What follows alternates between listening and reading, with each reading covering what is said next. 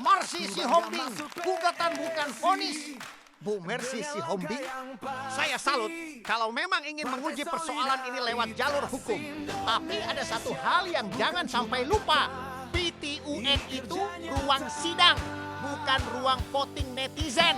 Gugatan diterima bukan berarti otomatis benar.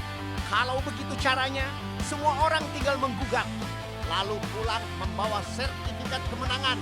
Selamat, gugatan Anda diterima. Dan langsung merasa paling benar. Kan bukan begitu, Bu. Kalau yang dipersoalkan adalah surat penyetaraan pendidikan Gibran, ya sederhana saja. Bongkar dokumennya. Aturannya apa? Syaratnya apa?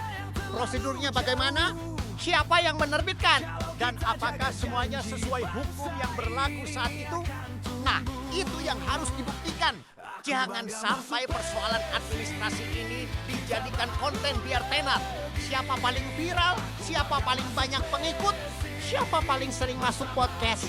Karena hakim tidak menilai berdasarkan jumlah penonton media sosial. Hakim juga tidak akan berkata, wah narasinya bagus sekali, 10 juta views, gugatan dikabulkan. Tidak begitu cara kerja hukum. Dan kalau kemudian muncul pernyataan bahwa perjuangan ini demi kepentingan rakyat, tentu publik juga boleh bertanya, rakyatnya dapat apa kalau persoalan ini hanya berhenti menjadi tontonan politik? Kalau memang ada pelanggaran, bongkar sampai terang. Kalau memang ada dokumen yang tidak sah, buktikan. Tapi kalau ternyata administrasinya sesuai aturan, ya harus berani mengatakan, baik, saya menerima putusan.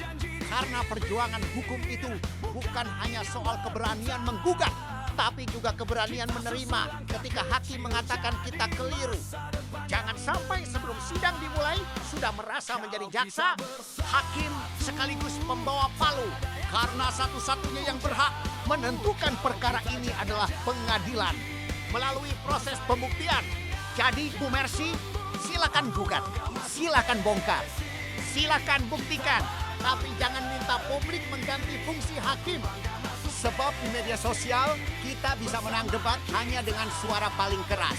Di pengadilan, suara keras tidak punya nilai kalau tidak dibarengi bukti. Dan akhirnya, bukan siapa yang paling ramai bicara yang menentukan kebenaran. Tetapi, siapa yang bisa membuktikannya di depan hukum.